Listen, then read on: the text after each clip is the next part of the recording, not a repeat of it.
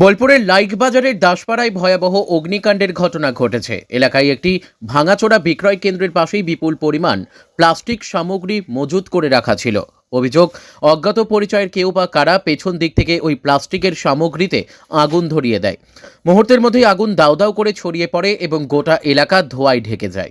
খবর পেয়ে দ্রুত ঘটনাস্থলে পৌঁছায় বোলপুর দমকল বিভাগের 4টি ইঞ্জিন। দমকল কর্মীরা আগুন নিয়ন্ত্রণে আনার চেষ্টা চালালেও এখনও পর্যন্ত সম্পূর্ণভাবে আগুন নিয়ন্ত্রণে আনা সম্ভব হয়নি। প্লাস্টিকজাত দ্রব্য থাকায় আগুন দ্রুত ছড়িয়ে পড়েছে বলে প্রাথমিকভাবে মনে করা হচ্ছে। এই অগ্নিকাণ্ডে আনুমানিক কয়েক লক্ষ টাকার ক্ষয়ক্ষতি হয়েছে বলে প্রাথমিকভাবে অনুমান করা হচ্ছে। কিভাবে আগুন লাগলো তা খতিয়ে দেখছে প্রশাসন। এলাকায় উত্তেজনা ছড়ালেও পরিস্থিতি বর্তমানে দমকল ও প্রশাসনের তৎপরতায় নিয়ন্ত্রণে রয়েছে।